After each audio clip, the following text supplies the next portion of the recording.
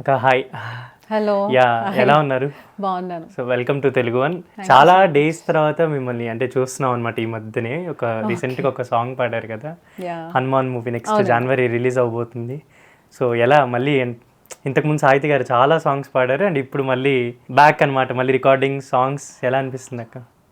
I'm happy, చాలా చాలా బాగా అనిపిస్తుంది. అండ్ మోర్ ఓవర్ ఈ song like it is a come back for me అనమాట.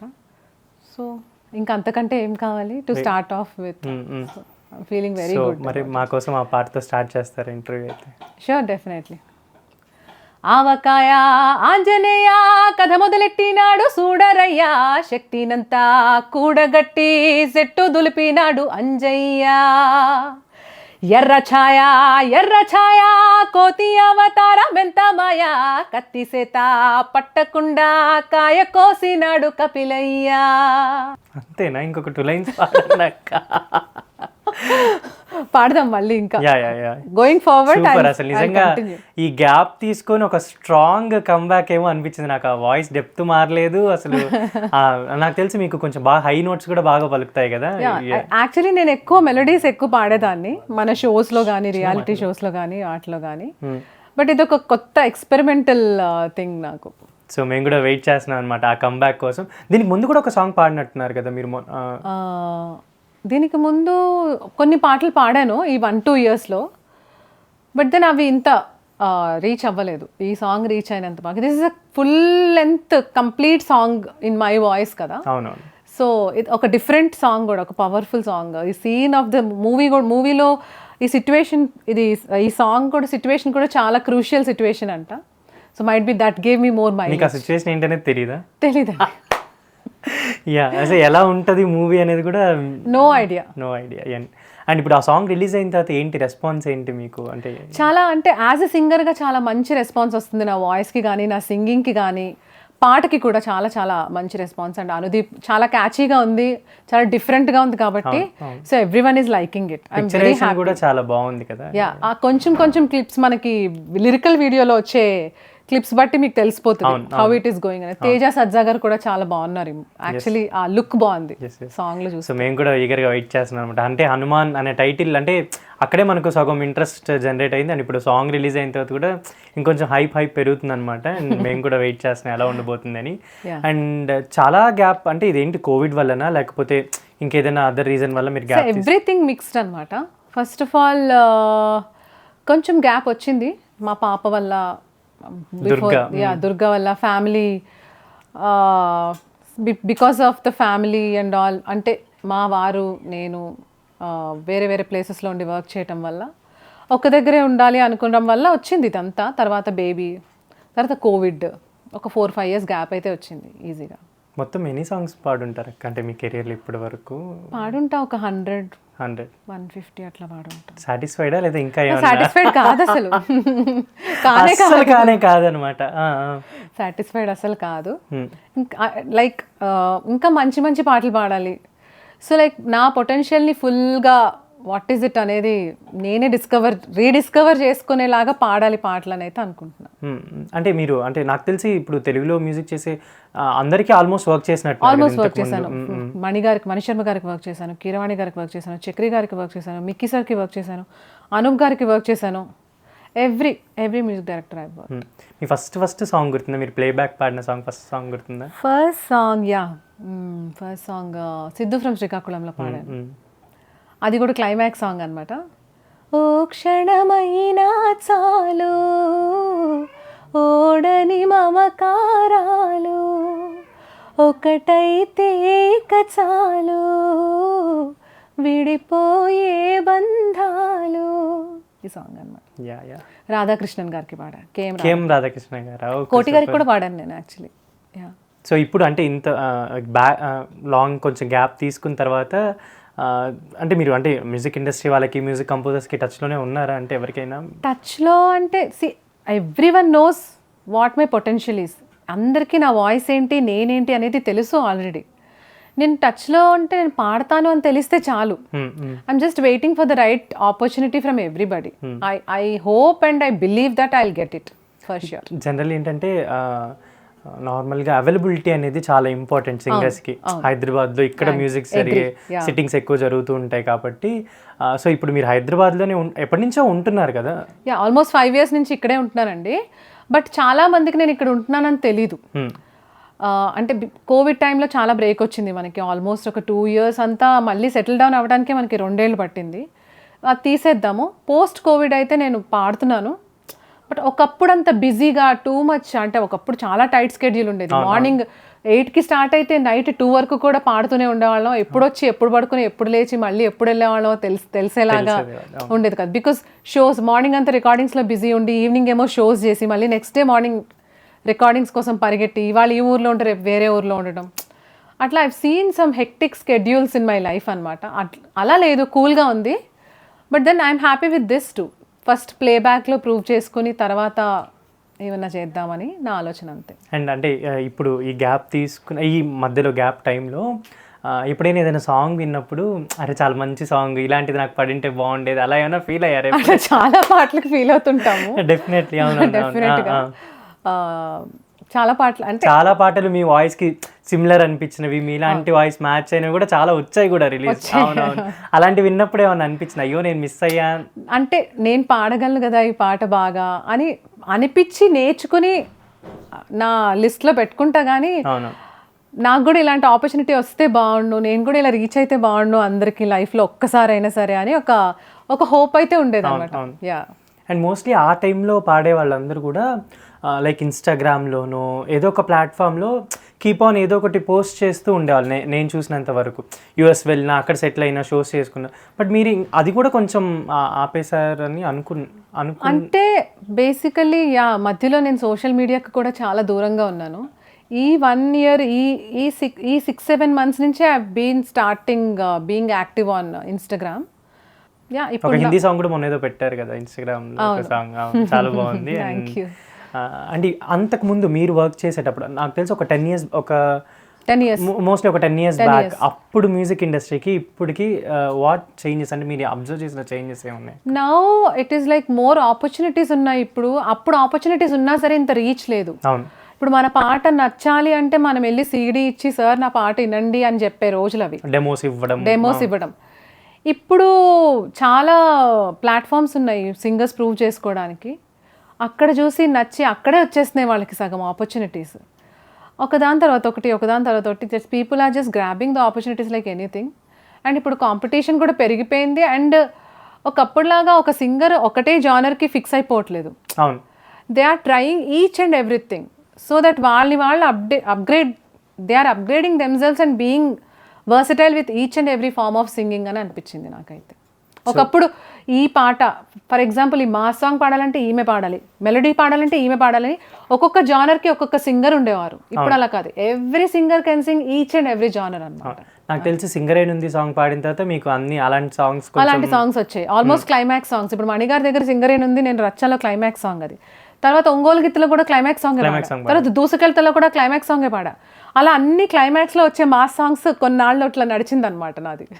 అండ్ మణిగారికి మీరు అలా క్లైమాక్స్ సాంగ్స్ పాడారు, కానీ మణిగారు అంటేనే మెలడీ సాంగ్స్ బాగా చేస్తారు కదా. మీరు మెలడీ సాంగ్స్ కూడా చాలా పాడారు కదా. అంటే మెలోడీ కంప్లీట్ మణిగారి melody kind of a song అయితే నేను ఆయన దగ్గర పాడలేదు. డిఫరెంట్ సాంగ్స్ ట్రై చేయించారు నాతో మణిగారు సీరియస్లీ. కంప్లీట్గా ఒక ఎరోటిక్ సాంగ్ పాడా ఒక మూవీలో, ఒక ఐటమ్ సాంగ్ పాడా ఒక దాంట్లో, ఒక విప్లవం సాంగ్ పాడా బసంతి అనే మూవీలో. అండ్ అలా క్లైమాక్స్ సాంగ్స్, ఈ మాస్ సాంగ్స్ పాడా. మాస్ సాంగ్స్లో కూడా మెలోడీ ఉంటుంది యాక్చువల్లీ. ఆయన మాస్ సాంగ్స్లో కూడా ఒక తెలియని మెలోడీ ఉంటుంది. ఫర్ ఎగ్జాంపుల్ అత్తారింటికి ఎత్తుకుపోతానులే సాంగ్ ఫాస్ట్ బీట్ సాంగ్, కానీ అందులో ఎంత మెలోడీ ఉంటుందంటే మీకు చాలా చాలా బాగుంటుంది అనమాట. So he style of making music is like that. Generally అంటే నేను విన్నది ఏంటంటే ఇంతకుముందు ఇప్పుడు ఒక మ్యూజిక్ డైరెక్టర్ దగ్గర పాడుతుంటే కంటిన్యూస్గా 3-4 సాంగ్స్, ఇంకొక మ్యూజిక్ డైరెక్టర్ దగ్గరికి అది ఆపర్చునిటీస్ రావడం చాలా తగ్గుతాయి, వాళ్ళు పిలవడం కూడా తక్కువ ఉంటుందని విన్న. అది నిజమేనా? ఎంతవరకు నిజం? మీరు నాకు తెలిసి మణిగారికి, కిరవాణి గారికి అందరికీ పాడున్నారు సాంగ్స్. ఇది ఏమన్నా నిజంగా అలా జరిగిందా? అంటే నేను విన్న అంతవరకు ఏంటంటే ఇప్పుడు ఒక మ్యూజిక్ డైరెక్టర్కి పాడుతుంటే ఇంకొకరు పిలవడం, మేబీ అక్కడ బిజీ ఉందనే ఉద్దేశంతో పిలవడం అలా తక్కువ ఉంటుంది అని విన్నా. అది నిజమేనా? నాకు అలాంటి ఎక్స్పీరియన్స్ లేదు బేసికల్లీ. మైట్ బీ అయి ఉండొచ్చేమో, because she has enough of hits and work ఉంది కాబట్టి నా దగ్గర ఆపర్చునిటీ అవసరం లేదేమో అని అనుకుంటారేమో, మరి నాకు తెలీదు. ఏం వాళ్ళ మనసులో ఏముంటుంది అనేది. నా వరకు అయితే నేను అందరితో వర్క్ చేశాను బాగానే. మీరు అంటే మీరు పాడే టైంలో అంటే లైక్ ట్రాక్ పాడేసి అది అంటే మీ పేరు మీద కాకుండా మీరు కాకుండా ఫైనల్ అయిన సాంగ్స్ ఏమన్నా అంటే గుర్తున్నాయి? ఉన్నాయి. చెప్పకూడదా? ఎందుకులేండి, మోస్ట్లీ అంటే మనం అనుకుంటాం కదా ఇంకా మనం ఫైనల్ ఇంకా ఆల్మోస్ట్ రిలీజ్ అవుతుంది అనుకునే 2-3 పాటలు అయితే పోయినాయి. Super hit songs, super hit songs. Okay. And మీరు నాకు తెలిసి నాని ఈగ సాంగ్ నాకు తెలిసి అది మీ లైఫ్లోనే ఒక మంచి మెమరబుల్ సాంగ్. అండ్ ఆ మూవీ అంతా కూడా నేను వర్క్ చేశాను అనమాట. ఆ మూవీ అంతా ఒక హమ్మింగ్ నడుస్తుంటుంది. అదేనా మీరు ఫస్ట్ కిరవాణి గారికి పాడటం? లేదు, నేను కిరవాణి సార్కి రాజన్న దగ్గర నుంచి పాడుతున్నా. రాజన్న రికార్డింగ్ పాడాను. రాజన్న సాంగ్స్లో ఫిమేల్ కోరస్ బిట్స్ పాడా.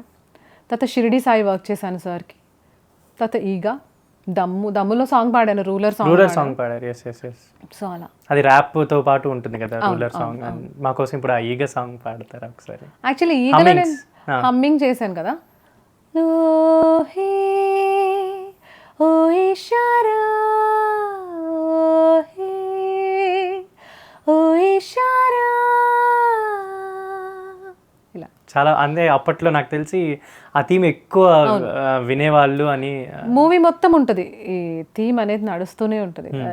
సమ్ సెంటిమెంటల్ ఎమోషనల్ సీన్స్ దగ్గర కూడా చాలా బాగుంటది. అంటే తెలుగు, తమిళ్ ఆల్ లాంగ్వేజెస్ అన్ని లాంగ్వేజెస్ లోని అంటే హమ్మింగే కదా. మోస్ట్లీ క్రెడిట్స్ అయితే మెన్షన్ చేస్తారు. కిరాణి సార్ అన్న సరే మెన్షన్ చేస్తారు క్రెడిట్స్. అండ్ యాక్చువల్లీ ఇప్పుడు ఆ క్రెడిట్స్ గురించి మాట్లాడుకుంటే మీ పేరుతో ఉండాల్సిన సాంగ్స్ కొన్ని ఇప్పుడు ఈ యాప్స్, సో కాల్డ్ యాప్స్ వచ్చినప్పుడు అవి వేరే వాళ్ళకి షఫల్ అవ్వడం, ఈ ప్రాబ్లం మీకు జరిగిందని విన్నా, నిజమేనా? జరిగింది, చాలానే జరిగింది. మీ సాంగ్స్ అన్ని ఇంకొకళ్ళ దాంట్లో అకౌంట్లో పడిపోవడం అని, వాళ్ళు కూడా మీ దాంట్లో ఒక 2-3 పట్టడం జరిగింది. కానీ వాళ్ళు క్లెయిమ్ చేసుకున్నారు. నేను ఎలా అంటే ఒకటి చెప్తా, నేను పాడటం స్టార్ట్ చేసిన రోజుల్లో సాహితీ అంటే నేను ఒక్కరే. అవును అవును. బట్ నౌ సాహితీ అంటే 2 సాహితీలు ఉన్నాం. సాహితీ గాలిదేవరా ఇస్ మీ, సాహితీ చాగంటి ఈజ్ సాహితీ చాగంటి, రైట్? తనకి మధ్య హిట్స్ పడటంతో సో వాట్ ఎవర్ సాంగ్ సాహితీ సింగ్స్ వెంట్ టు హర్ అనమాట. నేను 2-3 సినిమాల్లో నా పాటలన్నీ కూడా తన పేరు మీద వెళ్ళాయి. అది చాలా పెయిన్ఫుల్ థింగ్. చాలా. అవును. మోస్ట్లీ ఇండస్ట్రీ ఎలా ఉంటుందంటే మనం పాడి అది ఎప్పుడు రిలీజ్ అవుతుందో మన పేరు మీద ఉంటుందో చూసుకోవడానికే చాలా టైం. అలా వచ్చిన తర్వాత కూడా ఇంకొకళ్ళ పేరు మీద వెళ్తే డెఫినెట్లీ అది మనకి హ్యాపీ అనిపించదు. అవును. సో ఇప్పుడు దానికోసమని మీరు నేమ్ చేంజ్, అంటే మీ ఇంటి పేరు నేమ్ ఏం చేంజ్ చేయలేదు, జస్ట్ సాహితీ అని ఉండేది ఇది వరకు. ఇప్పుడు గాలిదేవ నా ఇంటి పేరు యాడ్ చేసుకున్నాను అంతే, బికాస్ నా ఐడెంటిటీ అదే కాబట్టి అంతే, గాలిదేవరా సాహితీ. I will be more happy నన్ను గాలిదేవరా అని చెప్పి పోర్ట్రే చేసినా పర్వాలేదు సాహితీ కంటే కూడా. ఇప్పుడు ఎందుకంటే ఐడెంటిటీ క్రైసిస్ అనేది చాలా ఉంది. బికాస్ మనమే పాడేమో అనే ఒక ఐడెంటిటీ అయితే కావాలి, డెఫినెట్లీ కావాలి. ఎందుకంటే ద థింగ్ బిహైండ్ అంటే మనం పాడేది, లేకపోతే మన పాటలు ఉండిపోయేది, రేపు పొద్దున జనరేషన్స్ వినేది పలానా ఆమె పాడిందనే కదా అనుకోవాలి. ఆమె నేనే అని అయితే తెలియాలి కదా. That is what is my point about, అంతే. అంటే ఇనిషియల్గా కెరియర్ స్టార్ట్ చేసే ముందు కానీ, సింగింగ్లోకి మీరు ఎంటర్ అయ్యే ముందు కానీ, మీరు ఇప్పుడు ఈ లెవెల్లో ఉన్నారు, మీరు అనుకున్నారు అప్పట్లో నేను ఇంత అచీవ్ చేయగలను, ఇంత ఒక మంచి తెలుగు సింగర్ అవ్వగలను అని అప్పట్లో మీరు ఏమన్నా అనుకున్నారా? అసలు యాక్చువల్లీ నా మీద నాకు అంత నమ్మకం లేకుండే. అసలు ఏదో పాడతాను అనుకున్నాను, కానీ నేను వాయిస్ ఆఫ్ యూత్ విన్నర్ అయినప్పుడు అయితే మాత్రం ఐ థాట్ చాలా ఆపర్చునిటీస్ వచ్చాయి నాకు. చాలామంది అప్రిషియేట్ చేశారు, మంచి ఆపర్చునిటీస్ వచ్చాయి. కానీ అప్పుడు నేను ఇక్కడ అవైలబుల్గా లేనప్పుడు చదువుకునేదాన్ని. ఇంకా నేను బీటెక్ ఫైనల్ ఇయర్లో ఉండేదాన్ని, మా ఊర్లోనే ఉన్నా, అంటే విజయనగరం. నేను చూసాను చాలా సాంగ్స్కి, కొన్ని ఇంటర్వ్యూస్కి కింద మా విజయనగరం అమ్మాయి మెన్షన్ చేస్తారు. సో అలా కొన్ని మిస్ అయ్యా. లేకపోతే అప్పుడే స్టార్ట్ చేసి ఉండుంటే ఈ పాటకి గ్రాఫ్ వేరేలాగా ఉండేది సీరియస్లీ. అప్పుడే నాకు కిరాణి సార్ దగ్గర నుంచి, చక్రి గారి దగ్గర నుంచి చాలా ఆఫర్స్ వచ్చినాయి అప్పుడు. But then I was not available అనమాట. అండ్ మామూలుగా అప్పుడు మీకు డాడీ, మీ ఇంట్లో వాళ్ళు చాలా సపోర్ట్ అని చెప్పారు. అండ్ ఇప్పుడు మీ హస్బెండ్ కూడా నాకు తెలిసి ఫుల్ సపోర్ట్ అనుకుంటా కదా. How lucky you are. అంటే మీకు అనిపిస్తుంది అప్పుడప్పుడు ఇంత సపోర్ట్ చేయడం వల్ల? మోస్ట్లీ ఫ్యామిలీ సపోర్ట్ ఉంటేనే మనం ఏదైనా చేయగలుగుతాం. మా డాడ్ అయితే నాకు బిగ్గెస్ట్ సపోర్టర్ అనమాట. ఆయన నా కోసం చాలా కష్టపడ్డారు, నా సక్సెస్ చూడాలని. నన్ను ఒకలాగా ఆయన విజన్ వేరే ఉండే నా గురించి, అట్లా చూసుకోవాలని ఆయన అనుకున్నారు. బట్ దెన్ తర్వాత మధ్యలో బ్రేక్ పడినప్పుడైతే ఇదంతా you deserve a better place అని అయితే ఆయన చాలా బాధపడ్డారు. Now I'm so happy. I have all the encouragement from everybody. Yeah.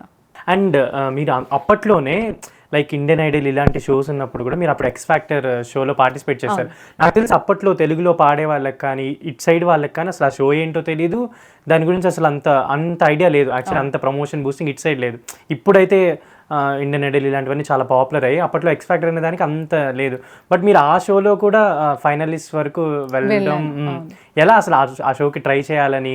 Hindi songs, mostly Hindi songs generally ఇప్పుడు ఇక్కడ పాడే తెలుగు సింగర్స్ హిందీ పాడరు ఎక్కువ, మోస్ట్లీ తెలుగు ప్రిఫర్ చేస్తూ ఉంటారు. అంటే హైదరాబాదీ సింగర్స్ అయితే పాడతారు definitely, because I'm not a Hyderabadi from starting. అవును. నేను నా బ్రాటప్ నేను పుట్టింది అంతా వేరే. సో హిందీ మీద పెద్ద నాకు అవగాహన లేదు. నా లాంగ్వేజెస్లో హిందీ ఉండేది కానీ but I'm not very fluent or very acquainted with Hindi అనమాట. స్ట్రగుల్ అయ్యాను చాలా ఆ షో కోసం, హిందీ నేర్చుకోవడం కోసం, హిందీ పాటలు పాడటానికి. నాకు అసలు పాటలు కూడా రావు, హిందీ పాటలు. ఆ షోనే స్టార్టింగ్ అనమాట. With that show I started. I'm a very beginner with Hindi songs and all. But that game అది నాకు చాలా మంచి ఎక్స్పోజర్ ఇచ్చింది, చాలా మంచి పేరు తెచ్చిపెట్టింది. As a person, as an ఇండివిజువల్గా కూడా మ్యూజిక్ మీద నా పర్స్పెక్టివ్ అనేది మారిపోయింది. అప్పటి వరకు ఓకే ఉండేదాన్ని. అప్పుడు మ్యూజిక్ని చాలా సీరియస్గా తీసుకుని కెరియర్గా పర్స్యూ చేసుకోవాలి అని ఒక జీల్ కానీ ఒక బర్న్ కానీ అప్పుడే పుట్టింది నా లోపల నుంచి. అదే అంటే అలాంటి కాంపిటీషన్స్ వాటిలో ఒక్కొక్కసారి కొంచెం చిన్న పాలిటిక్స్ చేస్తారు అని విన్నా, అది నిజమేనా? ఎంతవరకు ఉండొచ్చు? అంటే పాలిటిక్స్ చేస్తారు లైక్ ఏంటంటే మనం ఒక సాంగ్ పాడాలనుకున్నప్పుడు వాళ్ళు వేరేది రిఫర్ చేయడం, మనం అనుకున్న సాంగ్ కాకుండా వేరే. మీకు ఒకటి ఫ్రాంక్గా చెప్పనా, నాకు అసలు ఫస్ట్ ఆఫ్ ఆల్ హిందీ పాటలే తెలియవు కాబట్టి నేను ఏది పాడాలనుకోలేదు ఎప్పుడు. వాళ్ళు ఏది ఇస్తే అది నేను స్క్రాచ్ నుంచి నేర్చుకునేదాన్ని. సో నాకు ఆ ప్రాబ్లమే లేదు ఎప్పుడు కూడా. మన తెలుగులో అయితే జరిగినాయి అలా. అయితే ఇప్పుడు దాని గురించి తెలుసుకుందాం. మీరు అనుకోని పాడలేకపోయిన పాటలు ఏమైనా ఉంటే చెప్పండి. నాకు ఒక సాంగ్ అంటే చాలా ఇష్టం, ఎవరో రావాలి అని, ప్రేమ్ నగర్. అవును, అది చాలా ఎమోషనల్ సాంగ్ అనమాట. నేను చాలా స్టేజెస్ మీద పర్ఫామ్ చేశాను, మంచి షోస్ పెట్టినప్పుడు. సరిగమపాల అది పాడదాం అనుకున్నా, కానీ నాకు ఆ సాంగ్ ఎవరు మిమ్మల్ని పాడనివ్వలేదు. ఆ సాంగ్ పాడనివ్వలేదంటే పూజ అని నా కాంపిటేటర్ ఉండే, తను పాడింది ఆ సాంగ్ అనమాట. ఓకే. మీరు చూస్ చేసుకోవాలనుకుని తను చూస్ చేసుకుందా? ఇద్దరం ఒకటే చూస్ చేసుకున్నాము, ఆమెకి వెళ్ళింది ఆ పాట. ఓకే, అంతే. So I think super singer 7, 8, 9 మీరు పాడినట్టున్నారు. 7, 8, 9 పాడాను, 8 విన్నర్. అండ్ మోస్ట్లీ ఇప్పుడు మీరు ఆ టైంలో పాడేటప్పుడు ఇప్పుడు పాడే వాళ్ళందరూ నాకు తెలిసి మీకు అప్పట్లో friends. Most of the time షూట్స్లో, షోస్లో, most of the time we use to spend good time together, quality time together అనమాట. సో ఎవరు ఇప్పుడు మీకు బాగా అంటే మ్యూజిక్ ఇండస్ట్రీలో సింగింగ్ పరంగా బాగా ఫ్రెండ్లీగా ఉండేది మీతో ఫ్రెండ్స్? అందరూ ఫ్రెండ్సే, బట్ కలిసినప్పుడే మాట్లాడుకుంటాం. ఇప్పుడు అయితే వర్క్ పరంగానే కలిసేవాళ్ళం, ఎందుకంటే everyone is busy in their own schedule. Geetha నాకు మంచి ఫ్రెండ్, పర్ణిక మంచి ఫ్రెండ్, కేసీ మంచి ఫ్రెండ్, శ్రావణ కూడా మంచి ఫ్రెండ్, రమ్య, మేమైతే కొంచెం బాగా క్లోజ్గా ఉండేవాళ్ళం. అండ్ మీరు ఇప్పటి వరకు అంటే మీ కెరీర్లో పాడిన సాంగ్స్లో మీకు బాగా కొంచెం క్లోజ్ టు హార్ట్, కొంచెం బాగా నచ్చిన సాంగ్, మీకు అలా అనిపించే సాంగ్స్ ఏమైనా ఉన్నాయా? లైక్ ఏంటంటే ఇప్పుడు ఒక సింగర్ తీసుకుంటే వాళ్ళ టాప్ హిట్ లిస్ట్లో కొన్ని సాంగ్స్ ఉంటాయి, ఇంక ఫర్ ఎవర్ అవి ప్లేలిస్ట్లో ఉంటాయి అనమాట. మీకు అలా మీరు పాడిన సాంగ్స్లో బాగా ఫేవరెట్ అనిపించిన సాంగ్? నేను ఫేవరెట్ అంటే కూడా నాకు బాగా పేరు తెచ్చిపెట్టిన సాంగ్ అయితే రచ్చ సాంగ్. నాకు ఇష్టమైన పాట అయితే రూలర్. నాకు ఆ లిరిక్స్ చాలా, నేను పాడిన లిరిక్స్ కానీ ట్యూన్ కానీ నాకు చాలా ఇష్టం అనమాట. నా వాయిస్లో నేను ఎప్పుడు వినుకోవాలి అని అనుకునే పాట అది రూలర్ సాంగ్. సో మీ వాయిస్ మేము కూడా వినాలంటే కాబట్టి ఒకసారి పాడి వినిపిస్తే. షూర్, నేను పాడిన లైన్స్ పాడతా. అందుకే మరందుకే అందాలని అరచేతిలో పెడుతున్నా, నీకే అందాలని ఆరాట పడుతున్నా, ప్రచండ చండ మార్తాండ తేజ, రాజాధిరాజాధిరాజా, అఖండ మండలానంద భోజ, రాజాధిరాజాధి రాజా. ఇంకొక సాంగ్ ఏదో అడిగాను నేను. ఇంకొక సాంగ్ కూడా అడిగాను. 2 సాంగ్స్ అడిగారా? ఇది నాకు ఇష్టమైన పాట, బట్ నాకు ఒక డిఫరెంట్ జానర్లో మంచిగా పేరు తెచ్చిపెట్టిన పాట అయితే కొత్త జంట. ఎస్ అటు అమలాపురం, కొత్త జంట అటు అమలాపురం రీమిక్స్. దానికి చాలా కష్టపడి వర్క్ చేసి పాడాల్సి వచ్చింది. అటు అమలాపురం ఓ ఇటు పెద్దాపురం, మధ్య గోదావరి దాటేందుకు బోటున్నది రాసంతకి తస్సాదియా అటు అమలాపురం. ఓ జనరలీ సింగర్స్ ఏంటంటే ఇప్పుడు మీరు ఇందాక మెన్షన్ చేసినట్టు ఇప్పుడు మెలడీ సాంగ్ పాడుతుంది అనుకోండి, ఆ సింగర్ ఇంకా మెలడీ సాంగ్స్కి అయితేనే కాల్ చేస్తారు. హిట్ ఏదైనా కొంచెం mass songs, item songs still ఇప్పటికీ అలానే మాస్ సాంగ్స్ పాడుతుంది అనుకో, మాస్ సాంగ్ ఉందంటే తను పిలవండి అలా ఉంటుంది. బట్ మీరు స్టార్టింగ్ డేస్లోనే ఐ థింక్ మెలడీ సాంగ్స్ పాడుతూ ఈ కైండ్ ఆఫ్ జానర్ సాంగ్స్ ఎలాంటి సాంగ్ కానీ టు బి ఫ్రాంక్ కమర్షియల్ గా హిట్ అయినవి అయితే మాత్రం నా సాంగ్స్ అయితే ఫాస్ట్ బీట్స్ హిట్ అయినాయి. అవును అవును. నాకు మనస్ఫూర్తిగా ఒక మెలడీ అయితే పాడాలని ఉంది నా కెరియర్ ఇప్పటికి. నేను నా కంప్లీట్ పొటెన్షియల్తో నేను పాడిన మెలడీ సాంగ్ అయితే నేను అనుకున్న రేంజ్లో పాడాలి అంటే నా ఫీలింగ్ ఏంటంటే మెలడీస్ ఎప్పుడూ నిలిచిపోతాయి, అలా నిలిచిపోయే ఒక అద్భుతమైన మెలడీ పాడాలి నా కెరియర్లో అని అయితే నాకు చాలా చాలా చాలా చాలా ఆశగా ఉంది. అండ్ మీకు మీ సాంగ్స్ కాకుండా అదర్ సింగర్స్ ఎవరైనా వేరే వాళ్ళవి లైక్ చిత్ర గారి కానీ శ్రేయా ఘోషల్ గారు అలా మీకు బాగా అంటే నేను ఆ పాట డెఫినెట్గా వింటాను రోజుకి ఒక్కసారైనా, ఆర్ ఎల్స్ ఎప్పుడు కీప్ ఆన్ పాడుకుంటూ ఉంటాను, అలాంటి సాంగ్ ఏదైనా ఉందా? యాక్చువల్లీ నాకు చిత్రమ్మ ఇష్టం, లతా మంగేష్కర్ ఇష్టం, శ్రేయా ఘోషల్ ఇష్టం. శ్రేయా ఘోషల్ పాటలైతే నేను వినుకుంటూనే ఉంటాను అస్తమాను. ఐ స్టిల్ వండర్ కొన్ని సాంగ్స్ లైక్ బాజీరావ్ మస్తానీల సాంగ్స్ కానీ అరిజిత్ సింగ్ సాంగ్స్ కూడా ఎక్కువ వింటాను, నేను బాగా వింటాను అనమాట. లైక్ కొన్ని పాటలు లైక్ ఇప్పుడు మన సేమ్ రామ్లీలాలో ఒక సాంగ్ ఉంటుంది లాల్ ఇష్క్ అనే సాంగ్, ఈ సాంగ్ ఒకటి. శ్రేయా ఘోషల్ అయితే అసలు శ్రేయా ఘోషల్ అయితే ఎన్ని పాటలు ఎన్నిసార్లు విన్నా సరే అసలు feel it like the same అన్నమాట. తెలుగు సాంగ్స్ కూడా చాలా పర్టికులర్గా her diction and her way of singing, her dynamics are like ultimate. ఏ పాట ఏ లాంగ్వేజ్ ఎలా పాడాలంటే అలా పాడతారు ఆమె. అండ్ ఏంటంటే నార్మల్లీ జనరల్లీ ఎవరికైనా ఇండస్ట్రీ సైడ్ వస్తామంటే అంత ఫస్ట్ ఎంకరేజ్ చేయరు ఎవరు కూడా. అందుట్లో కొంచెం ఫిమేల్ అలా అంటే సింగింగ్ సైడ్ అంటే కూడా చాలామంది అంత ఇంట్రెస్ట్ చూపించరు మోస్ట్లీ. బట్ మీ పేరెంట్స్ మిమ్మల్ని ఎంకరేజ్ చేశారు. లైక్ ఎవరైనా ఇలా ఈ ఫీల్డ్లోకి రావాలనుకున్నప్పుడు ఏమన్నా ఉంటాయి కదా చిన్న చిన్న డౌట్స్ ఉంటాయి వాళ్ళకి, సింగింగ్ అంటే మేబీ ఏమన్నా చిన్న చిన్న అవి మీకు అర్థమైపోయి ఉండాలి ఇప్పటికి, అలా ఏమన్నా స్టిల్ ఉంటుందా ఇప్పటికి ఇంత అప్డేట్ అయిన జనరేషన్లో కూడా అలా అయినా అలాంటి సిచ్యువేషన్స్ లేవు, అలాంటి మైండ్ సెట్ కూడా లేదు ఇప్పుడు. Everything is broad minded now. And ఇప్పుడు పిల్లలు ఇప్పుడున్న సింగర్స్ వీళ్ళందరూ కూడా చాలా మంచిగా మేనేజ్, ఎక్కడికక్కడ చాలా చక్కగా మేనేజ్ చేసుకుని పాడేసుకుని వచ్చేస్తున్నారు. So I don't think, and competition ఎక్కువ ఉంది కాబట్టి people won't face such scenarios. నాకు తెలుసు అంత టైమే ఉండదు బేసికలీ. పాడామా వచ్చామా, ఇంకొక సింగర్ వచ్చిందా లేకపోతే ఇంకొక ఇన్స్ట్రుమెంట్ ప్లేయర్ వచ్చాడా పాడాడా ప్లే చేశారా వెళ్ళారా అన్నట్టే ఉంటుంది. ఇట్స్ లైక్ దాట్ అన్నమాట. అండ్ మోర్ ఓవర్ టాలెంట్ ఉన్న చోట ఎప్పుడు కూడా ఇలాంటి ఇష్యూస్ మనం ఫేస్ చేయం. అండ్ అక్క ఇంకా మీకు ఎలాంటి కైండ్ ఆఫ్ సాంగ్స్ పాడదామని ఇప్పుడు ఎలాగో మీరు ఇప్పుడు నాకు తెలిసి ఈ హనుమాన్ సాంగ్ కాకుండా ఇంకొక 2-3 సాంగ్స్ పాడే ఉన్నారు, బట్ ఎట్ టు రిలీజ్ అని చెప్పారు కాబట్టి మీకు ఎలాంటి సాంగ్స్ అంటే ఇంకా నేను ఇలాంటి సాంగ్స్ పాడాలి ఇంకా యాజ్ ఐ టోల్డ్ యు ఒక మంచి మెలోడీ, కంప్లీట్ మెలోడీ పాడాలని ఉంది. లైక్ ఎంత మంచి మెలోడీ అంటే కిరవాణి సార్ లాంటి వాళ్ళకి, ఆయన కంపోజ్ చేస్తే లేకపోతే మణిగారు లాంటి వాళ్ళకి ఆ స్టాండర్డ్ ఉన్న మెలోడీ పాడాలని. బసంతిలో మీరు పాడిన సాంగ్? బసంతిలో నేను పాడిన సాంగ్ యాక్చువల్లీ బసంతి అనేది ఒక 3 మెలోడీ బాగా మెలోడీ సాంగ్స్ ఉంటాయి కదా, ఆ మెలోడీస్ ఏం నేను పాడలే. అది నేను తిరుగుబాటిది అనే సాంగ్ పాడా నేను. అదేంటంటే అది జస్ట్ విప్లవం కైండ్ ఆఫ్ సాంగ్ అనమాట. యాక్చువల్లీ మీరు చదువుకునే రోజుల్లో మీ డాడీ క్యాసెట్స్ తీసుకొచ్చారు కదా, అవును. ఎక్కువ అలాంటి ఆ కైండ్ ఆఫ్ సాంగ్స్ మీరు విని పాడేవాళ్ళని. మా డాడీకి పాత పాటలు అంటే చాలా ఇష్టం. ఆయన ఎక్కువ పాత పాటలు ఇంట్లో పెట్టుకునేవాళ్ళు, మాకు వినిపించేవాళ్ళు. సో నేను ఎక్కువ సుశీలమ్మ గారి పాటలు, జానకమ్మ గారి పాటలు, జిక్కి గారి పాటలు ఇవి ఎక్కువ he use to love them. నన్ను కూడా నేర్చుకోమనేవాళ్ళు, నేను నేర్చుకున్నాను అలానే. సో అలా నాకు కొంచెం పాత పాటలు అంటే కొంచెం ఐ హ్యావ్ దట్ నాలెడ్జ్ అనమాట. అంటే నాకు తెలిసి మోస్ట్లీ మీ నాన్నగారు మీకు చాలా సపోర్ట్ ఫస్ట్ నుంచి. ఆయనకి మీ సాంగ్స్ లో ఫేవరెట్ సాంగ్ ఏంటి?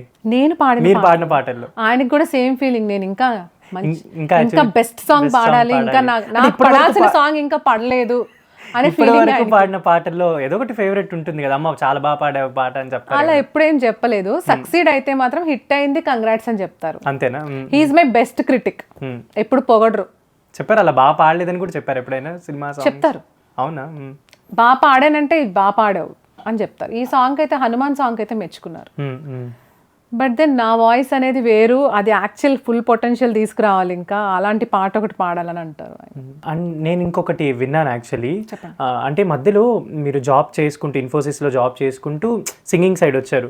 ఒకవేళ ఆ కాంపిటీషన్ మీరు ఒకవేళ అంటే లాస్ట్ ఫైనలిస్ట్ వరకు వచ్చారు, తర్వాత మీరు ఇంకా జాబ్ సైడే వెళ్ళిపోదామని అలా ఏమన్నా అనిపించిందా మీకు అప్పట్లో? లైక్ కంటిన్యూ చేస్తూ నేను చెప్పాను కదా మీకు, నేను ఎక్స్ ఫ్యాక్టర్కి వెళ్ళక ముందు వరకు ఒకలా ఉండేది నా మైండ్ సెట్. అక్కడికి ముంబై వెళ్ళి వచ్చిన తర్వాత కంప్లీట్లీ మ్యూజిక్ మీద పర్సెప్షన్ అనేది మారిపోయింది. So like the way they encouraged me, the way I got, నేను నాకు అంత పొటెన్షియల్ ఉందని నాకు తెలియదు అక్కడికి వెళ్ళినంత వరకు. ఆ ఫైనల్స్ నేను ఎప్పుడు పాడినా సరే all the crew, all the team use to tell that నువ్వు ఫైనల్ 3లో ఉండాల్సిన పిల్లవి అని చెప్పేవారు అనమాట. అఫ్కోర్స్ ఓట్స్ లేక ఎలిమినేట్ అయిపోవడం అది ఒక బ్యాడ్ లక్ అనుకోండి. బట్ దెన్ నాకు అంత కాన్ఫిడెన్స్ ఇచ్చారు కాబట్టి నేను అనుకున్నా, నేను వెనక్కి వచ్చి I should take this as a profession అని అనుకున్నా. ఎవ్రీ వన్ నేను ఎలిమినేట్ అయిపోయినప్పుడు నన్ను ఏం బ్లెస్ చేశారంటే, you will be blessed with abundance work, you have that talent అన్నారు.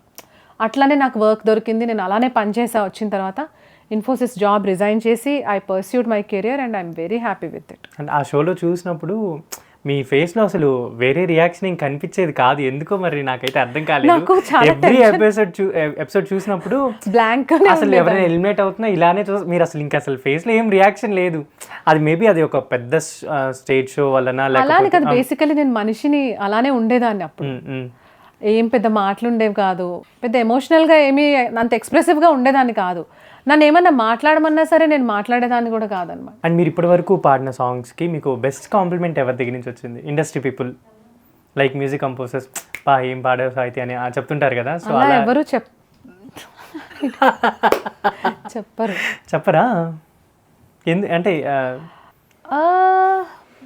ఈ ఆవకాయ ఆంజనేయ సాంగ్ నేను సార్కి, కిరాణి సార్కి పెట్టినప్పుడు అయితే నేను విన్నాను, వెరీ గుడ్, కంగ్రాచులేషన్స్ అని అయితే పెట్టారు నాకు మెసేజ్. సో ఆయన దగ్గర నుంచి విషెస్ వచ్చాయంటే హీ లైక్డ్ ఇట్ అనే అర్థం. I'm happy for that. అన్నారు చాలా మంది సౌండ్ ఇంజనీర్స్ కానీ టెక్నీషియన్స్, మ్యూజిషియన్స్ ఏదైనా పోస్ట్ చేస్తే దే విల్ అప్రిషియేట్, వాయిస్ని చాలా బాగా అప్రిషియేట్ చేస్తారనమాట. There are situations. మీరు బాలు గారితో స్టేజ్ షోస్ పాడారు కదా?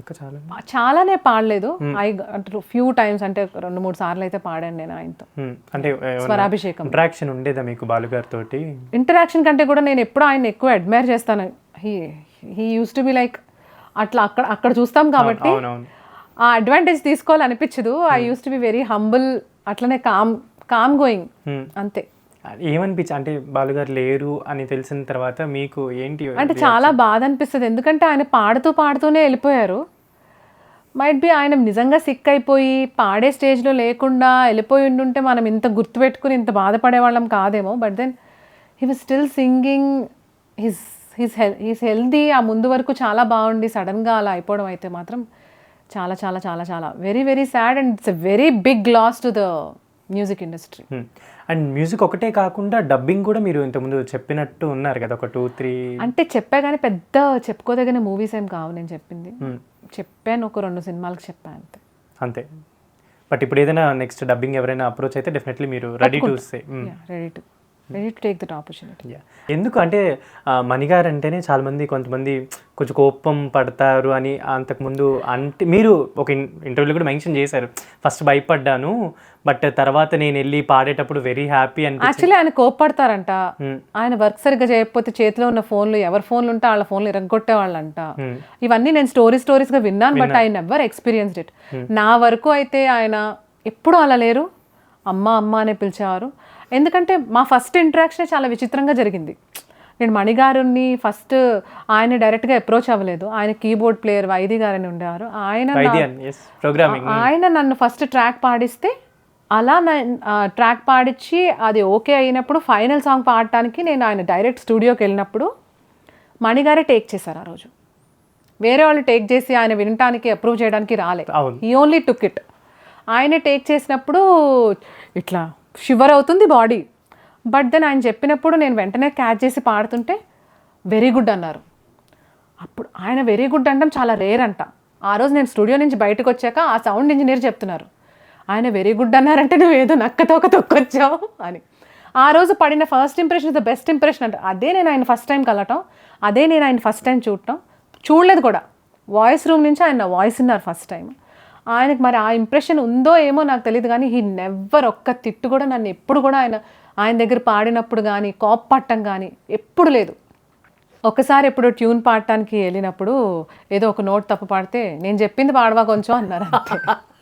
అదే పెద్ద అదే, కానీ ఎప్పుడు వేరేలాగా రియాక్ట్ అవ్వటం కానీ ఎప్పుడు నెగటివ్గా ఇది చేయటం కానీ లేదు. I enjoyed working with him. గుర్తుందా మీకు ఫస్ట్ పాడిన సాంగ్ మణి గారికి? అదే రచ్చల సాంగ్. రచ్చ సాంగ్. ఓకే. గజ్జల పట్టిలు తేరా నా చెర్రీ చెర్రీ, నా కన్నె వయసు తీర్చమంది వర్రీ వర్రీ, ఈ సాంగ్ పాడా. Super super.